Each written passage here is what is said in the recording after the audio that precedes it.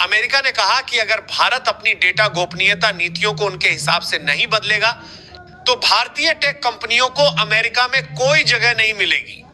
ये एक तरह से हमारी डिजिटल आजादी पर सीधा हमला था। मानो ये सब कम था तो अमेरिका ने हमारे कृषि क्षेत्र पर भी आंख दिखाई। उन्होंने कहा कि अगर भारत अपने किसानों को दी जाने वाली सब्सिडी बंद नहीं करता तो वो भारत से कृषि आयात पूरी तरह रोक देंगे। ये धमकी सीधे सीधे हमारे मेहनतकश किसानों के खिलाफ थी। अमेरिका ने हमारे फार्मास्यूटिकल सेक्टर पर भी दबाव बनाने की कोशिश की, जो पूरी दुनिया को सस्ती दवाएं देता है। उन्होंने कहा कि भारतीय जेनेरिक दवाइयों को अमेरिकी बाजार में सख्त नियमों का सामना करना पड़ेगा, यानी या तो हमारी दवाएं बहुत महंगी हो जाती या बिक ही नहीं पाती। ये धमकियां सिर्फ व्यापार तक ही सीमित नहीं थी, ये हमारे आत्मसम्मान, हमारी संप्रभुता और हमारी आर्थिक आजादी पर सीधा हमला था। अमेरिका को लगा कि भारत शायद इन धमकियों के आगे झुक जाएगा, जैसा कि वो दशकों पहले किया करता था। लेकिन वो भूल गए कि ये 2025 का नया भारत है, जो न किसी की धमकी से डरता है और न ही किसी के दबाव में आता है।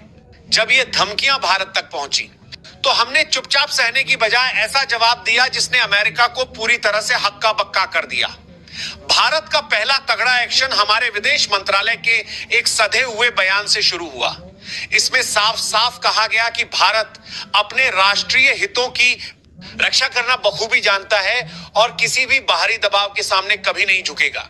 यह बयान इतना संयमित फिर भी इतना दमदार था कि अमेरिका को सोचने पर मजबूर होना पड़ा। इसके बाद प्रधानमंत्री की अगुवाई में एक हाई लेवल मीटिंग हुई।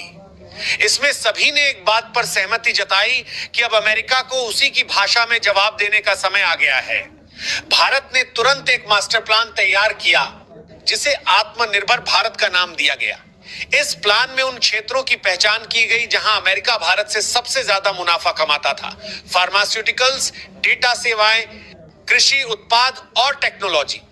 हमने तय किया कि इन क्षेत्रों में या तो हम दूसरे पार्टनर ढूंढेंगे या फिर अपना घरेलू उत्पादन इतना मजबूत करेंगे कि हमें अमेरिका की जरूरत ही न पड़े। इस रणनीति का पहला बड़ा कदम था अमेरिका से आयात होने वाले एक खास कृषि उत्पाद पर भारी शुल्क लगाना। यह शुल्क इतना तगड़ा था कि अमेरिका के उस राज्य के किसान जहां से यह उत्पाद आता था सड़कों पर उतर आए और उनके गवर्नर ने भारत से गुहार लगाई कि यह फैसला वापस लिया जाए। इसके बाद भारत ने एक और बड़ा दांव खेला। एक अंतरराष्ट्रीय मंच पर जब भारत के प्रधानमंत्री और अमेरिकी राष्ट्रपति मिले तो हमारे प्रधानमंत्री ने अमेरिकी राष्ट्रपति की आंखों में आंखें डालकर साफ कहा, अगर तुम हम पर 500% टैरिफ लगाओगे तो हम टैक्स नहीं लगाएंगे, बल्कि तुम्हारी कंपनियों को भारत से बाहर का रास्ता दिखा देंगे। यह बयान सिर्फ अमेरिका को ही नहीं बल्कि पूरी दुनिया को हैरान कर गया। इसके बाद जो हुआ वो कूटनीति के इतिहास में दर्ज हो गया। भारत ने धीरे धीरे अमेरिका के साथ व्यापारिक लेन देन कम करना शुरू कर दिया। लेकिन इस बार हम अकेले नहीं थे।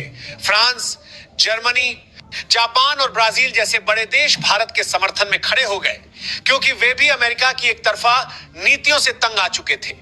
इस चौतरफा दबाव ने अमेरिका को बैकफुट पर ला दिया। अमेरिका ने तुरंत अपने डिप्लोमेट्स को भारत भेजा और यह कहने की कोशिश की कि यह सब एक तकनीकी गलती थी। लेकिन भारत ने साफ कर दिया कि अब बात सिर्फ व्यापार की नहीं बल्कि हमारे आत्मसम्मान की है। हमने यह भी साफ कर दिया कि हम अब किसी भी एक तरफा व्यापारिक समझौते को स्वीकार नहीं करेंगे। जब एक प्रेस कॉन्फ्रेंस में अमेरिकी राष्ट्रपति से इस बारे में पूछा गया तो उन्होंने हताशा में कहा, भारत ने तो हमें ही उल्टा धमका दिया, अब हम क्या करें। यह वो पल था जब दुनिया ने देखा कि भारत अब सिर्फ एक आर्थिक शक्ति नहीं बल्कि एक ऐसी ताकत है जो अपनी शर्तों पर दुनिया से बात करती है। भारत, जिसे दुनिया की फार्मेसी कहा जाता है, ने तय किया कि वो अपनी जेनेरिक दवाइयों का उत्पादन और बढ़ाएगा और अमेरिकी बाजार के बिना भी दुनिया भर की जरूरतें पूरी करेगा। इसके लिए हमने अफ्रीका, लैटिन अमेरिका और दक्षिण पूर्व एशिया के देशों के साथ नए व्यापारिक समझौते किए। अमेरिका ने हमारी डेटा गोपनीयता नीतियों पर सवाल उठाए थे, लेकिन हमने इसे एक मौके में बदल दिया। हमने अपनी डिजिटल संप्रभुता को और मजबूत करने के लिए स्वदेशी डेटा सेंटर्स और क्लाउड सेवाओं को बढ़ावा दिया। भारतीय टेक कंपनियों को प्रोत्साहित किया गया कि वे अमेरिकी टेक्नोलॉजी पर निर्भरता कम करें और अपने सॉफ्टवेयर और हार्डवेयर खुद विकसित करें। अमेरिका ने हमारे किसानों की सब्सिडी पर उंगली उठाई थी, लेकिन हमने इसका जवाब अपने किसानों को और सशक्त करके दिया। सरकार ने नई कृषि नीतियां लागू की, जिनमें जैविक खेती, आधुनिक तकनीकों का उपयोग और निर्यात को बढ़ावा देना शामिल था। हमने अपने कृषि उत्पादों के लिए नए बाजार ढूंढे, जैसे रूस, चीन और मध्य पूर्व के देश। भारत की इस रणनीति का असर इतना गहरा था कि अमेरिका की कई बड़ी कंपनियां घबराने लगी। उन्होंने अपने राजनयिकों के जरिए भारत से संपर्क करने की कोशिश की और कहा कि यह सब एक गलतफहमी थी। लेकिन भारत ने साफ कर दिया कि अब बात सिर्फ व्यापार की नहीं, बल्कि आत्मसम्मान की है। इसी बीच भारत ने